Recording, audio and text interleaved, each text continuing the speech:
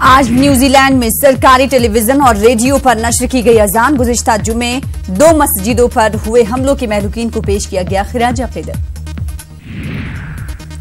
नमाज जुमा में हजारों की तादाद में लोगों ने पेश की यकजहती। पीएम जेसिंडा आर्डर्न ने यकजहती का दिया पैगाम। नमाज के वक्त क्राइस्ट चर्च के हैगली पार्क में लोग जमा हुए।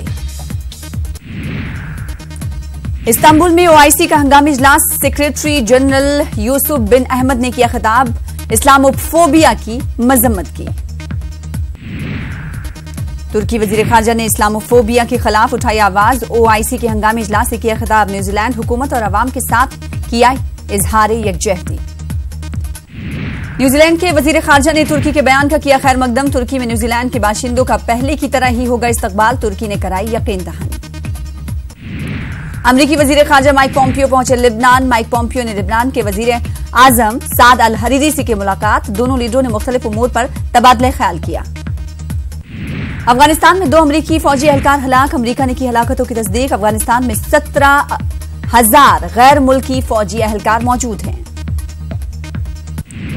पाकिस्तान के मारूफ आलिम दीन मुफ्ती तकी उस्मानी के काफिले पर कातिलाना हमले में उनके 2 मुहाफिज हलाक हो गए। तकी उस्मानी और अहले खाना महफूज।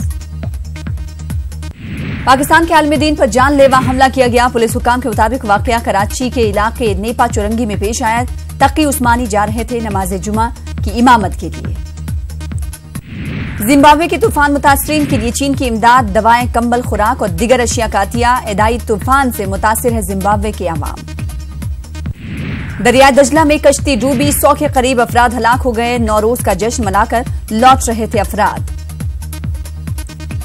गुंजाइश से ज्यादा अफराद के सवार होने के सबब डूबी कश्ती। इराक में 3 रोजा सोग का किया गया ऐलान। गोलान की पहाड़ी पर इसराइल के नाजायज कब्जे को अमेरिका ने किया जायज तस्लीम। अमेरिका के मुताबिक इसराइल और खित्ते के इस्तेहकाम के नुक्ते नजर से ये अहम है।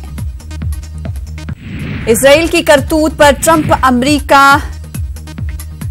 करता है फख्र। गोलान पहाड़ी पर इसराइल की खुदमुख्तारी अमेरिका को कबूल।